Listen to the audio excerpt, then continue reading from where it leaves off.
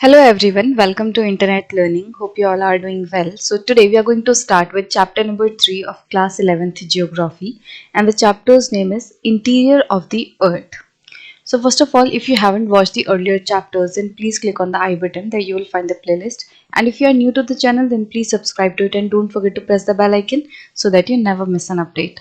So let's start with our today's chapter, Interior of the Earth. इस पूरे chapter में हम अर्थ के इंटीरियर के बारे में जानेंगे कि अर्थ के अंदर क्या है, एंड हम समझने की कोशिश करेंगे कि ये सारी चीज़ें जो हैं किस तरीके से सेग्रीगेटेड हैं, किस तरीके से अलग अलग लेयर्स जो हैं वो अर्थ के अंदर मिलते हैं. So what do you imagine about the nature of the earth. तो आपको अर्थ के बारे में मतलब आप क्या इमेजिन करते हो कि अर्थ का जो नेचर है वो कैसा होगा, अर्थ किस तरीके की होगी, अर्थ का सरफेस, अर्थ का इंटीरियर कैसा होगा. Do you imagine it to be a solid ball like cricket ball or a hollow ball with a thick cover of rocks that is lithosphere? तो आपको क्या लगता है, अर्थ सॉलिड बॉल है क्रिकेट बॉल की तरह कि मतलब बाहर से भी सख्त और अंदर से भी उसके अंदर मटेरियल है, ठीक है, या फिर वो एक हॉलो बॉल है कि बाहर से तो उसका एक लेयर है बट अंदर से वो खाली है. आपको क्या लगता है कि अर्थ कैसी है, एक क्रिकेट बॉल की तरह सॉलिड है, या फिर जैसे बचपन में आपने देखा होगा प्लास्टिक की बॉल्स आती हैं, तो प्लास्टिक की बॉल्स में क्या होता है, बाहर बस वो प्लास्टिक का कवर रहता है और अंदर से वो एकदम खाली होती हैं. तो या अर्थ जो है वो बस बाहर से एक कवर है जिसे लिथोस्फीयर कह सकते हैं और अंदर से खाली है. तो क्या लगता है आपको अर्थ कैसी है? Have you ever seen photographs or images of a volcanic eruption on the television screen? तो आपने कभी भी volcanic eruption देखा है फोटोज वगैरह में? Can you recollect the emergence of hot molten lava, dust, smoke, fire and magma flowing out of volcanic crater? तो क्या आपने उस फोटो में इस चीज पे ध्यान दिया है कि जो वॉल्केनो है उसमें से हॉट मॉल्टन लावा निकल रहा होता है, डस्ट, स्मोक, फायर, मैग्मा, ये सारी चीजें जो है वॉल्केनिक क्रेटर से बाहर निकल रही होती हैं. वॉल्केनो तो आपको पता ही है इस तरीके का होता है, ठीक है, पहाड़ की सी शेप होती है और उसके अंदर से जो लावा है वो निकल रहा होता है. लावा, डस्ट, फायर, गैसेस, ये सारी चीजें निकलती हैं. हमने लास्ट चैप्टर में देखा था कि जब अर्थ का ओरिजिन हो रहा था तो जो वाटर वेपर है वो भी अर्थ के अंदर से निकले थे वॉल्केनिक इरप्शंस के टाइम पे. अब क्रेटर क्या होता है कि इसके ऊपर ये जो आपको दिख रहा है ना, ये जो एक तरीके से गड्ढा सा दिख रहा है जहां से मैग्मा और जो है लावा की फॉर्म में निकलता है, तो उस चीज को इस प्लेस को क्या कहते हैं, क्रेटर कहते हैं. ये गड्ढा सा होता है, ऊपर से आप देखोगे कि इस तरीके का दिखेगा, साइड साइड से ये पूरा वॉल्केनो है एंड ऊपर ये क्रेटर है, ठीक है. ये गड्ढा होता है, डिप्रेशन टाइप होता है, ठीक है. सो वॉल्केनिक क्रेटर से मतलब एक तरीके से आप मतलब बहुत नॉर्मल भाषा में बोलो तो जो ज्वालामुखी है उसके मुंह से जो चीजें निकलती हैं, तो ये सारी चीजें आपने देखी होंगी कि उसमें से मैग्मा और डस्ट ये सारी चीजें निकल रही हैं. The interior of the earth can be understood only by indirect evidences as neither anyone has nor anyone can reach the interior of the earth. तो अब अर्थ के अंदर जो भी कुछ है या अर्थ का जो इंटीरियर है उसे हम सिर्फ और सिर्फ इनडायरेक्ट एविडेंसेस के थ्रू ही समझ सकते हैं, क्योंकि ना ही तो आज तक कोई अर्थ के अंदर गया है और ना ही कोई कभी भी अर्थ के अंदर जा सकता है. क्योंकि देखो जो वोल्केनिक इरप्शन होते हैं उसी के एग्जाम्पल से आप समझ लो कि अर्थ के अंदर क्या क्या होता है. अर्थ के अंदर लावा है, मैग्मा है, ठीक है, बहुत गर्म है अर्थ अंदर से. तो ऐसे केस में ना पॉसिबल नहीं है अर्थ के अंदर जाना. The configuration of the surface of the earth is largely a product of the processes operating in the interior of the earth. अब देखो अर्थ के अंदर तो हम नहीं जा सकते बट अर्थ को समझना तो जरूरी है. अब अर्थ को क्यों समझना है? क्योंकि देखो अर्थ के जो भी कॉन्फ़िगरेशन है, अर्थ का कॉन्फ़िगरेशन मतलब अर्थ की जो भी बनावट है, बाहर आप देखोगे अर्थ पे पहाड़ दिखते हैं आपको, अर्थ पे आपको बहुत सारे अलग अलग फीचर्स दिखते हैं, प्लेट्यू वगैरह दिखते हैं. तो ये जितने भी कॉन्फ़िगरेशन है ना अर्थ की, अर्थ का सरफेस जो है वो लार्जली अर्थ के इंटीरियर में होने वाले प्रोसेसेस की वजह से बना है. मतलब आज आपको अर्थ के सरफेस पे जो भी सारी चीजें दिखती हैं उसमें सबसे बड़ा योगदान आप कह सकते हो अर्थ की इंटीरियर का है, कि अर्थ के अंदर कुछ ऐसी एक्टिविटीज हो रही हैं जिसकी वजह से अर्थ के ऊपर वाले सरफेस पे अफेक्ट पड़ रहा है, चेंजेस आ रही हैं. Exogenic as well as endogenic processes are constantly shaping the landscape. तो अर्थ के ऊपर एक्सोजेनिक प्रोसेसेस भी काम कर रहे हैं एंड एंडोजेनिक प्रोसेसेस भी काम कर रहे हैं। एक्सोजेनिक प्रोसेसेस मतलब अर्थ के बाहर होने वाले प्रोसेसेस, एंडोजेनिक मतलब अर्थ के अंदर होने वाले प्रोसेसेस। तो दोनों ही जो प्रोसेसेस हैं वो अर्थ के ऊपर चेंजेस ला रहे हैं, अर्थ के सरफेस को, अर्थ की कॉन्फ़िगरेशन को अफेक्ट कर रहे हैं।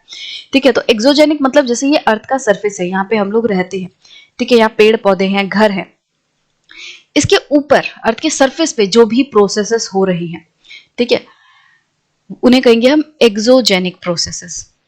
एंड अर्थ के इंटीरियर में, अर्थ के अंदर जो भी कुछ हो रहा है उसे बोलेंगे एंडोजेनिक प्रोसेसेस। तो ये दोनों ही तरीके के जो प्रोसेसेस हैं वो अर्थ पे अफेक्ट करते हैं, अर्थ के जो सरफेस है उसको शेप करते हैं। A proper understanding of physiographic character of a region remains incomplete if the effects of endogenic processes are ignored.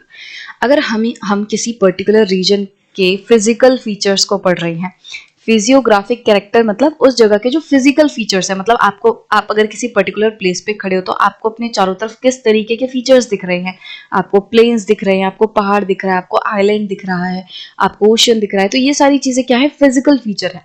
तो अगर हमें किसी पर्टिकुलर रीजन का फिजिकल फीचर समझना है तो उसको हम पूरे तरीके से जब तक नहीं समझ सकते, तब तक नहीं समझ सकते जब तक हम एंडोजेनिक प्रोसेसेस पे ध्यान ना दें।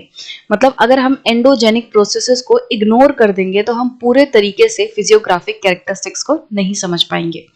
Human life is largely influenced by physiographic of the region, and human life जो है वो फिजियोग्राफी से अफेक्ट होती है। इंसान के चारों तरफ किस तरीके का माहौल है, किस तरीके के फिजिकल फीचर्स हैं अर्थ के ऊपर, वो अफेक्ट करते हैं हमारी लाइफ को। ठीक है, तो अगर हमें ह्यूमंस को समझना है, ह्यूमन एक्टिविटीज को समझना है, तो हमें फिजियोग्राफी समझनी होगी, ह्यूमन के आसपास का फिजिकल एनवायरनमेंट समझना होगा। एंड फिजिकल एनवायरनमेंट को समझने के लिए हमें एंडोजेनिक प्रोसेसेस समझने होंगे, क्योंकि बाहर जो फिजिकल फीचर्स हैं वो बहुत ज्यादा इन्फ्लुएंस्ड हैं अर्थ के अंदर होने वाली एक्टिविटीज से। तो इसका मतलब कि हमें समझना पड़ेगा कि अर्थ के अंदर क्या हो रहा है। बाहर भी समझना जरूरी है, बट क्योंकि ये जो चैप्टर है वो इंटीरियर ऑफ द अर्थ है, तो इसीलिए इस पूरे सेक्शन में किस पे फोकस किया गया है कि हम अर्थ का इंटीरियर क्यों पढ़ रहे हैं। Therefore it is necessary that one gets acquainted with the forces that influence landscape development. तो क्योंकि ह्यूमन जो है, ह्यूमन की लाइफ जो है वो फिजियोग्राफी से अफेक्ट होती है, फिजिकल फीचर्स से अफेक्ट होती है अर्थ के, तो इसीलिए ये जरूरी है कि हमें अच्छे से समझ आ जाए कि जो लैंडस्केप है, ये जो फिजिकल फीचर्स है वो कैसे बन रहे हैं।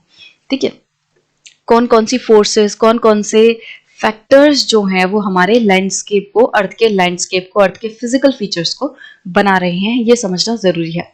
To understand why the earth shakes और how a tsunami wave is generated, it is necessary that we know certain details of the interior of the earth. अगर हमें समझना है कि अर्थ क्यों शेक करती है, मतलब अर्थक्वेक आता है, अर्थ में जो कंपन है वो क्यों होता है, सुनामी वेव कैसे जनरेट होती है, तो इन सारी चीजों को समझने के लिए, इसी तरीके से और भी बहुत सारे फिनोमेना जो अर्थ के ऊपर होते हैं, अलग अलग फीचर्स हैं, उनको समझने के लिए ये जरूरी है कि हम इंटीरियर पढ़ें। In the previous chapter you have noted that the earth forming materials have been distributed in the form of layers from the crust to the core. तो हमने पिछले चैप्टर में ये चीज पढ़ी थी कि अर्थ जिन मटेरियल से बना है वो लेयर्स में सेपरेट हो गई हैं। ठीक है, पहले क्या हुआ था, अर्थ में जो चेंजेस आ रहे थे, अर्थ की डेंसिटी जो है, अर्थ के अंदर जो मटेरियल है वो अलग अलग डेंसिटी का है, टेम्परेचर चेंजेस हुए अर्थ के अंदर, उसकी वजह से क्या हुआ, अलग अलग डेंसिटी का मटेरियल जो है वो सेपरेट हो गया। फिर जब मून फॉर्मेशन हुआ तो उसके दौरान भी क्या हुआ, अर्थ का जो मटेरियल है वो और ज्यादा सेपरेट हो गया, लेयर्स में बट गया। तो हमने देखा था कि अर्थ के अंदर हम मोटे मोटे तौर पे 3 लेयर्स देख पाते हैं, कोर, मेंटल एंड क्रस्ट। ठीक है, सबसे टॉप पे क्रस्ट, देन मिडिल में मेंटल, एंड सबसे अर्थ का जो सेंटर है उसमें कोर हमें देखने मिलता है। It is interesting to know how scientist have gathered information about these layers and what are the characteristic of each of these layers. तो ये बहुत ही मतलब पढ़ने में इंटरेस्टिंग होगा कि हमें कैसे पता चला कि अर्थ के अंदर ये लेयर्स हैं और हर एक लेयर का क्या फीचर है, ये कैसे पता चला। ठीक है, एंड हर एक लेयर के जब हम डिटेल में फीचर्स पढ़ेंगे कि अच्छा इसकी डेंसिटी ऐसी है, इसके अंदर ये एलिमेंट्स हैं, हर एक लेयर में, कोर में अलग तरीके के एलिमेंट्स आपको देखने मिलेंगे, मेंटल एंड क्रस्ट में आपको अलग तरीके के एलिमेंट्स देखने मिलेंगे, तो ये सब पढ़ने में बहुत ही इंटरेस्टिंग है और यही सारी चीजें जो है आप इस पूरे चैप्टर में पढ़ने वाले हो। तो ये एक इंट्रोडक्टरी वीडियो थी सो आई होप कि आपको ये पूरा सेक्शन जो है वो अच्छे से समझ आया होगा कि ये चैप्टर में हम क्या देखने वाले हैं, क्यों हमें पढ़ना ज़रूरी है interior of the earth. And अब नेक्स्ट वीडियो से हम सोर्सेज ऑफ इंफॉर्मेशन जो टॉपिक है उससे शुरू करेंगे एंड समझने की कोशिश करेंगे कि जो अर्थ का इंटीरियर है उसके बारे में हमें कैसे पता चला।